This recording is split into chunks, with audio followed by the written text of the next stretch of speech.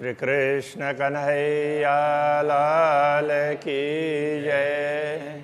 श्री निजानंद स्वामी की जय।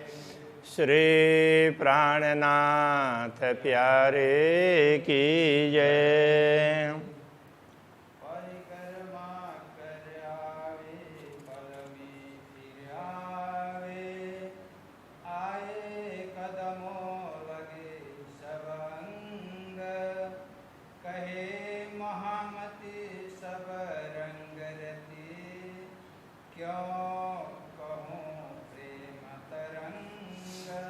क्यों कहूँ प्रेम तरंग। श्री कृष्ण कन्हैया लाल की। यह 43वां प्रकरण परिक्रमा ग्रंथ का अंतिम प्रकरण है। परिक्रमा ग्रंथ सबसे बड़ा ग्रंथ है। परमधाम का वर्णन इसमें है और ये प्रकरण ये भी बड़ा ही प्रकरण है, किंतु अभी तक जो पहले प्रकरण आए हैं वो थोड़े सरल प्रकरण आए हैं। तो इसमें बहुत सी चीज़ों को समावेश करने का प्रयत्न किया है, जिसमें सागर और उनके जो महल वगैरह हैं उनमें तो बहुत ऊंचे ऊंचे हैं, तो दुर्ग की भांति। और फिर मानिक पहाड़ का वर्णन करेंगे, सागरों का भाव क्या है, इन सब चीज़ों का देखते हैं। तो इनको हमें थोड़ा थोड़ा करके आगे बढ़ना पड़ेगा। पहले भी सागरों का उल्लेख हुआ है, सागर पर्यंत ऐसी बातें पहले भी आई है, किंतु सागरों का इतना स्पष्टीकरण नहीं हुआ है। वो इसी प्रकरण में नूर कुंजी आगे न मुसाफ की, कले कुलफ खोलत हकीकत, सुध पाइये सागर नूर पार की, अक मार्फत रूहों खिलवत। यहाँ पर एक तो कुंजी शब्द दिया और मुसाफ। तो मुसाफ है, मुसाहफ शब्द है, उसमें से मुसाफ। तो मुसाहफ का सामान्य अर्थ तो लोग कह देते हैं वो कुरान करके। तो दूसरा अर्थ इसमें यह है कि छोटे छोटे ग्रंथों का संग्रह हो और इस प्रकार से वो बड़ा ग्रंथ हो, तो उसके लिए भी मुसाहफ उसका प्रयोग होता है। तो ये तारतम सागर है, ये छोटे छोटे ग्रंथों का संग्रह और बड़ा ग्रंथ है, वो महाग्रंथ हो गया, विशाल काय ग्रंथ। जैसे इसमें रास प्रकाश सटऋतु कलश ऐसे करके 14 भिन्न भिन्न नाम वाले ग्रंथ हैं। यदि उनका भी कुछ ग्रंथ हैं, एक एक नाम से 2 ग्रंथ हैं, इन सबको मिलाएंगे तो 17 ग्रंथ होते हैं। तो ये तारतम सागर है, यही वास्तव में तो हमें अब ये छोटे छोटे ग्रंथों का संग्रह ऐसा समझना पड़ेगा। तो वो मुसाहफ हम उसके लिए ही प्रयोग करते हैं। और इसमें कुंजी का वर्णन है, खास करके कुंजी के माध्यम से। तो ये कौन सी कुंजी है? तारतम ज्ञान रूपी कुंजी है, जिससे दुनिया के भी सारे धर्म ग्रंथों का रहस्य स्पष्ट हो सकता है, परमधाम को समझा जा सकता है, पूर्ण ब्रह्म परमात्मा को समझा जा सकता है। तो ऐसी इस कुंजी के माध्यम से समझते हैं। तो ये नूर, तो ये ऐसे ही नूर का अर्थ होता है प्रकाश, शोभा। तो नूर कुंजी आगे न मुसाफ की, कले कुलफ खोलत हकीकत। तो कुंजी से तो ताला खोलते हैं, कुलफ खोल हकीकत, कुलफ ताला को खोल करके हकीकत यथार्थता को समझा देते हैं। तो इससे सुध पाइए सागर नूर पार की। नूर से भी परे के सागरों का ख्याल आ जाता है, सागरों की समझ प्राप्त होती है। हक मार्फत रूहों खिलवत, तो इस प्रकार हक की मार्फत परमात्मा की पहचान और रूहों की खिलवत, तो ब्रह्मात्माओं के पूर्ण ब्रह्म परमात्मा ब्रह्मात्माओं के साथ में जहाँ विराजमान होते हैं तो उन पूरे परमधाम का ख्याल आ जाता है। तो इसके हिसाब से अब ये एक तो नूर की बात कही, और इसके साथ में मूल मिलावा का वर्णन करते हुए आगे सागर ग्रंथ में वर्णन आएगा कि मूल मिलावा में ही सारे सागर समाये हुए हैं। जो 8 सागर की बात करते हैं वो मूल मिलावा के अंदर भी है। तो उन सारे सागरों की शोभा का वर्णन किया, तो उसमें तो ये नूर कुंजी अग्निकोण में अग्निकोण जैसे अग्निकोण होता है पूर्व और दक्षिण के कोना है। पूर्व दिशा के बाद का कोना है तो वो अग्नि कोना होता है। आग्नेय भी बोलते हैं, अग्नि भी बोलते हैं, जैसे भी कहें। तो आग्नेय कोना है, तो वो नूर सागर के लिए माना गया उसको, नूर सागर। तो ये पूर्ण ब्रह्म परमात्मा की शोभा का सागर है।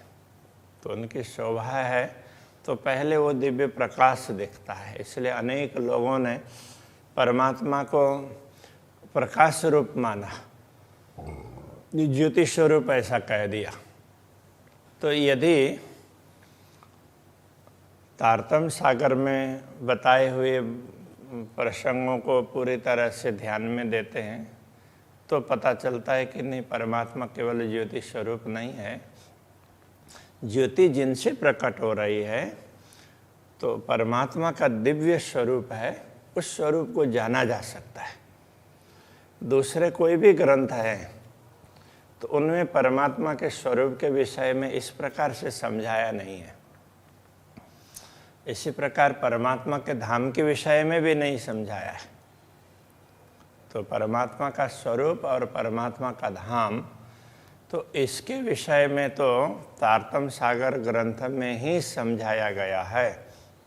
इसलिए यदि तारतम्य ज्ञान के माध्यम से हम समझने का प्रयत्न करते हैं तो सारे धर्म ग्रंथों में जो थोड़ी बातें की गई है वो सारे तारतम्य सागर में उन सब का स्पष्टीकरण है। उसके आधार पर नूर से भी परे, तो नूर कहने से एक बार तो अक्षर ब्रह्म को भी कह दिया है, तो उनसे भी परे, तो ऐसे उसमें पूरे परमधाम है, उस परमधाम का ख्याल प्राप्त होता है, उस परमधाम की समझ प्राप्त होती है। तो ये पूर्ण ब्रह्म परमात्मा की शोभा है, वो सागर के भांति है। इसलिए वो सागर अलग अलग प्रतीक के रूप में कहे गए हैं। तो ये शोभा का सागर है ऐसा करके, तो किसकी शोभा? तो पूर्ण ब्रह्म परमात्मा की शोभा है। तो वो पहले तो प्रकाश ही प्रकाश दिखेगा, तो और ध्यान से आत्मा जब देखने लग जाती है तब उनके चिन्मय स्वरूप का अनुभव होता है।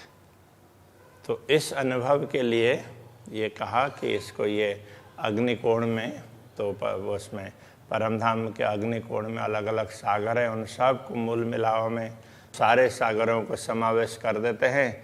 तो सबसे पहले अक्षरातीत की शोभा का विवेचन करते हैं, तो यही नूर सागर है ऐसा करके समझाया।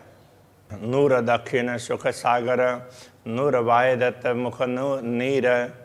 तो अब ये नूर तो क्या कहेंगे कि हर में प्रकाश ही प्रकाश है, इसलिए सबके लिए नूर का प्रयोग किया है। तो दक्षिण सुख सागर, दक्षिण दिशा में जो सुख का सागर है तो वो क्या है? नूर वाहिदत मुख नीर। तो वाहिद तो बोलते हैं अद्वैत ब्रह्मात्माएं, पूर्ण ब्रह्म परमात्मा के अंगभूता है, अद्वैत स्वरूप ऐसे ब्रह्मात्माएं हैं। उनके मुख का सागर है, उनके मुख का नूर है, इसलिए उसको नीर सागर इस प्रकार से कह दिया। तो ब्रह्मात्माओं की शोभा है, तो ब्रह्मात्माओं के मुख का नूर का तात्पर्य उनके मुखारविंद की शोभा पूरे ब्रह्मात्माओं के चिन्मय स्वरूप की ही शोभा है। तो ये इसको नीर सागर इस प्रकार से कह दिया। तो नीर कहने का तात्पर्य ये भी इस प्रकार से है कि नीर जल के लिए प्रयोग होता है, तो जल में कोई भी स्वरूप है वो प्रतिबिंबित होता है। तो जल की सृष्टि है वो परमात्मा की सृष्टि है। तो जल के बाद में फिर दूसरे सब बहुत सी चीज़ें हैं, उनसे फिर दर्पण तैयार हुआ।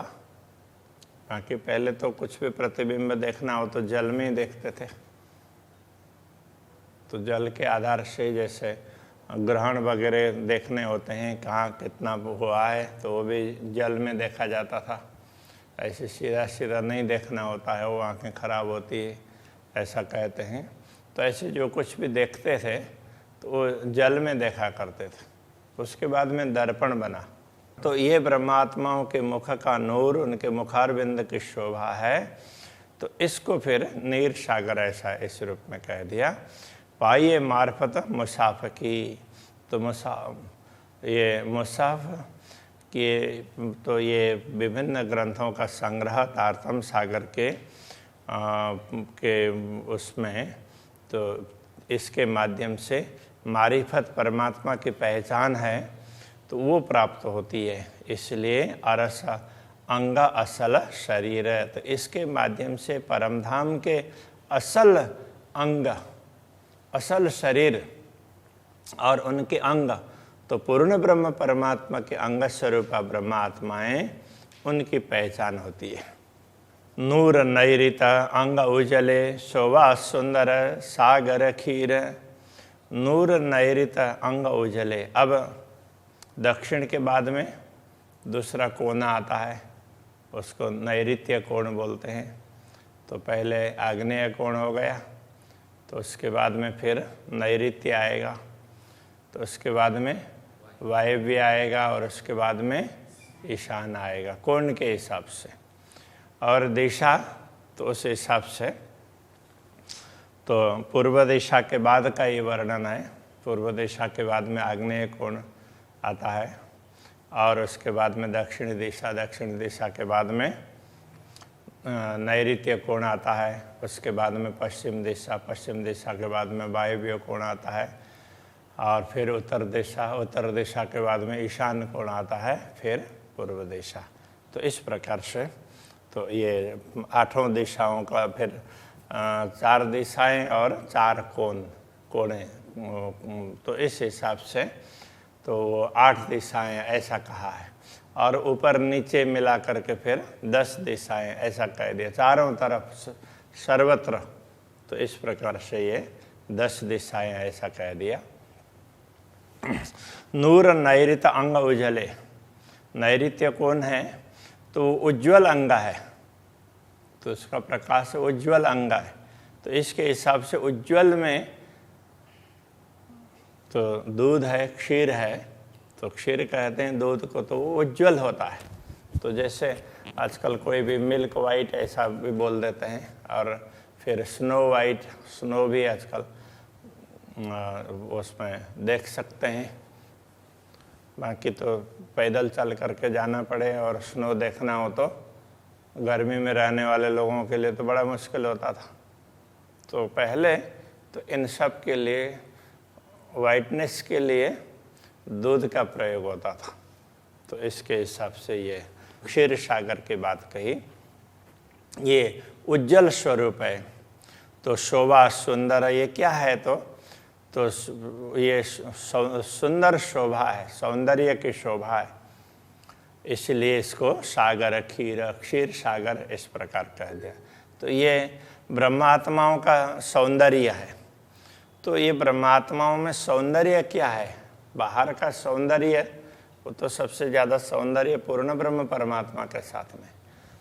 तो ब्रह्मात्माओं में सौंदर्य है, वो बाह्य सौंदर्य के साथ साथ में सब इतनी ब्रह्मात्माएं हैं, फिर भी एक भाव है सबका, सब एक दिशा में, जैसे अक्षराते धामधन्य आदेश करते हैं उस प्रकार से काम करती है। तो एक ब्रह्मात्माओं के मन में कोई बात प्रकट होती है तो सबको ख्याल आ जाता है, सब में एकात्म भाव है। तो ये एक उनका सौंदर्य है, तो इसलिए इसको एकात्म भाव का भी ऐसा कह दिया। तो सब ब्रह्मात्माओं का ऐक्य का ये सागर है, तो सौंदर्य का सागर है और ऐक्य का सागर है, इस प्रकार से कह दिया। हक इल्म दिखावे उर्फान, उर्फान ये इरफान से उर्फान है। इरफान का अर्थ होता है परमात्मा की पहचान, तो पहचानने वाली बुद्धि अथवा ज्ञान, इसके लिए भी कहा है, किंतु परमात्मा की पहचान, तो इसके लिए वो इरफान शब्द का प्रयोग करते हैं।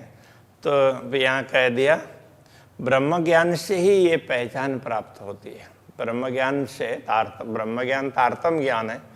जब तक तारतम ज्ञान का अवतरण नहीं हुआ था तब तक ये स्पष्टता कहीं भी नहीं हुई थी, ये पहचान उसके माध्यम से हुई है। इसलिए पिए इश्क प्याले सूरधीरा, जो शूरधीर ब्रह्मात्माएं हैं वो पूर्ण ब्रह्म परमात्मा की पहचान करके उनके प्रेम का पान करती रहती है, तो सदैव उनके प्रेम का अनुभव करती रहती है। नूर दधि सागर शीतल नूर पश्चिम अंग पूर्ण। तो अब नैऋत्य से पश्चिम दिशा की ओर आगे बढ़ते हैं, नैऋत्य कोण से। तो पश्चिम दिशा, तो इसलिए तो उसके लिए वो दधि सागर ऐसा कह दिया। नूर दधि सागर शीतल, वो बड़ा ही शीतल है। तो वो पश्चिम दिशा में नूर पश्चिम अंग पूर्ण। तो ये क्या है? पूर्ण अंग। तो जैसे कोई भी अंग है तो उनमें कुछ आभूषण वगैरह हों, उनके श्रृंगार के साथ में हो तो वो पूरा माना जाता है। किसी ने भी वस्त्र पहने हो तो क्या हाँ ठीक है, और वस्त्र बिना पहने हो तो फिर तो वो नंगा ऐसा बोलेंगे, तो इसका तात्पर्य अधूरा है। तो वस्त्र पहन लिया तो फिर तो उसमें पूर्णता है, इसलिए अंग पूर्ण, अंगों की पूर्णता है, वस्त्र आभूषणों से उनकी पूर्णता होती है। इसलिए तो ये ब्रह्मात्माओं के श्रृंगार का सागर ऐसा कह दिया। ए सुख अतंत हमेशा नूर वायदत पूर रोशन। तो ये ए सुख अतंत, अत्यंत सुख और हमेशा, ये हमेशा सुखदाई और अत्यंत सुख प्रदान करने वाली ये शोभा होती है, श्रृंगार। नूर वाहिदत पूर रोशन। तो वाहिद अद्वैत ब्रह्म आत्माएं हैं, तो उनका ये पूर्ण प्रकाश है। तो वो वैसे उनके अंगों से ही उनके वस्त्र और आभूषण प्रकाशित होते हैं, तो इससे उनका प्रकाश है, तो इन सब के माध्यम से पूरा प्रकाश दिखता है। तो इस प्रकार से तो ये इसको श्रृंगार का सागर इस प्रकार से भी कह दिया, ब्रह्मात्माओं के श्रृंगार का प्रतीक है ऐसा कह करके। नूर वाय बबल पूर्ण नूर जहूर समन सागर। तो समन का अर्थ होता है बहुमूल्य, बहुत ज़्यादा मूल्य जिसमें हो, तो सबसे ज़्यादा मूल्य प्रेम का होता है। और दुनिया में यदि मूल्यवान वस्तु हो तो उसमें तो दूसरी कोई भी चीज़ है तो उनसे शरीर को वो तो पोषण नहीं मिलता है। शरीर को पोषण मिले तो उसके बिना चले ही नहीं। तो ऐसी वस्तुएं, पोषण मिलने वाले खाद्य पदार्थों में सबसे मूल्यवान क्या है? तो उसके मूल्यवान के हिसाब से बहुमूल्य, तो उसके हिसाब से समन ऐसा कह दिया। तो वो घृत के लिए घृत सागर, ऐसा घृत सागर के लिए ये कह रहे, वो प्रेम का सागर है और प्रेम सबसे मूल्यवान होता है। और दुनिया में मूल्यवान वस्तुएं हैं तो उनमें से खाद्य पदार्थ में घृत मूल्यवान वस्तु है। ऐसे प्रेम का भी आस्वादन किया जाता है और प्रेम का अनुभव किया जाता है। ब्रह्मात्माओं का खुराक ही वो प्रेम है। तो ये वायव्य कोने में है। और ये बल से पूर्ण है, तो शक्ति से संपन्न है, तो ऐसा ये मूल्य बहुमूल्य, तो ऐसा ये प्रेम का सागर अथवा घृत सागर है। परख पूर्ण सुख सुंदर, तो इससे ब्रह्मात्माओं के सौंदर्य की परख होती है, पूर्ण उनके अंगों की, उनके सुख सुंदर सौंदर्य सुख के पूर्ण पहचान होगी। सब विद नूर नजर, तो इस प्रकार ये पता चलेगा कि ये सारी पहचान होने के बाद में तो सब प्रकार से पूर्ण ब्रह्म परमात्मा की कृपा दृष्टि सब प्रकार से छाई हुई है, ये पता चलेगा। तो उनकी कृपा दृष्टि है, वो प्रेम ही है। तो इस प्रकार ये वायव्य कोण पर ये घृत सागर का वर्णन किया। नूर मीठा मधु उत्तर, तो मीठा और मधु सागर है वो उत्तर दिशा का है। मीठा का तात्पर्य उसका आस्वादन करेंगे तो उससे पता चल जाएगा। तो वो किस प्रकार से है, कैसे है, परमात्मा का स्वरूप कैसा है, वो ज्ञान से ही प्राप्त होता है ना। तो इसको फिर ज्ञान का सागर कहा है। तो वो रसना से प्राप्त होती है, इसलिए आगे कहते हैं अब सुख अत्यंत अंगों अंगा, तो अंग प्रत्यंग में अत्यंत सुख का अनुभव होता है। ये विद जाने रस रसना, इस रस को तो रसना ही स्वाद ले सकती है। तो ये ब्रह्मात्माओं की रसना, तो ब्रह्मात्मा ही जो भी ज्ञान दिया है, इस ज्ञान के महत्व को समझ पाते, उसके रस को ब्रह्मात्मा समझ पाएंगे कि जिससे पूर्ण ब्रह्म परमात्मा का बोध होगा, परमधाम का बोध होगा, ब्रह्मात्माओं का, श्यामा जी का, तो उसको ब्रह्मात्मा ही प्राप्त कर सकती है। दूसरे सबको इसमें अच्छा बहुत लगेगा, किंतु उसका हार्द है वो ब्रह्मात्मा समझ पाती है, वो उसका रसास्वादन कर सकती है। इसलिए उनकी रसना इसका स्वादन करती है। उपजत इनके संग, तो इनके साथ उससे ही इनको आनंद का अनुभव होता है। तो इसलिए इसको ज्ञान का सागर इस प्रकार से कह दिया है। नूर अमृत सागर ईशान, सुख शीतल सुंदर, अमृत सागर है वो ईशान में है, तो वो अमृत सागर को सुख शीतल सुंदर, तो ये शीतल और सुंदर सुख प्रदान करने वाला सागर है। नूर नजर भर देखिए, सुख सब बाहर अंदर, बाहर भीतर जहाँ भी देखो तो सब में सुख ही सुख प्राप्त होता है। तो अंतर्दृष्टि को नूर नजर भर देखिए, अंतर्दृष्टि से नज़र को भर करके पूर्ण रूप से देखते हैं तो इसका अनुभव पता चलेगा बाहर भीतर। तो इसके लिए इसको संबंध का सागर कह दिया। ये ब्रह्मात्माओं के साथ में पूर्ण ब्रह्म परमात्मा का किस प्रकार का संबंध है, तो ब्रह्मात्माओं का संबंध था वो ऐक्य, तो उनका अद्वैत संबंध था, और यहाँ पूर्ण ब्रह्म परमात्मा के साथ के संबंध, तो उनका उसके लिए इसको अमृत सागर इस प्रकार से कह दिया। और नूर पूर्व सुख सागर अत्यंत पूर्व सुखदाय, तो अब ये पूर्व का सागर है, पूर्ण रूप से ये पूरा प्रकाश से पूर्ण है और अत्यंत सुखदाय, अत्यंत सुख प्रदान करने वाला है। ये सब रस सब विद सब सुख, इसमें सब प्रकार के रस हैं, सब प्रकार के सुख हैं और सब प्रकार की रीत हैं। इसलिए नूर सब अंगों उपजाए, सब अंगों से यही प्रकाश निकलता है, इसलिए इसको कृपा का सागर ऐसा कह दिया कि ये पूर्ण ब्रह्म परमात्मा की कृपा ही सर्वत्र छाई हुई है। तो ब्रह्मात्माओं को जहाँ कहीं भी देखना है तो उनकी कृपा को देखना है। खेल दिखा रहे हैं तो वो भी कृपा कर रहे हैं, और दुख तकलीफ का अनुभव हो रहा है तो वो भी परोक्ष रूप से कृपा ही है। तो इस प्रकार से समझना चाहिए। ऐसा कह करके ये 8 सागरों का ऐसे वर्णन किया। तो अब के प्रश्न को यहीं पर रखते हैं।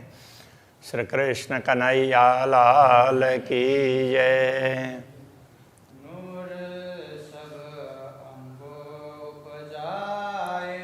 नूर सब अंगों उपजाए, नूर पूर सुख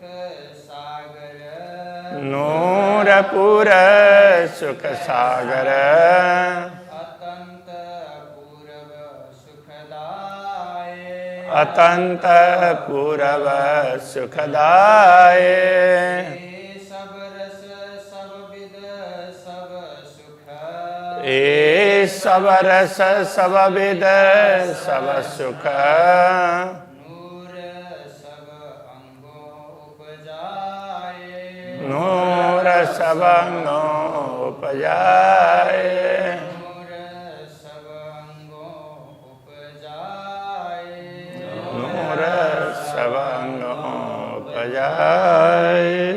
कृष्ण कन्हैया लाल की जय। श्री निजानंद स्वामी की जय। श्री प्राणनाथ प्यारे की जय। श्री पांच नौतन पुरी धाम की जय। जगद्गुरु आचार्य श्री कृष्णमणि जी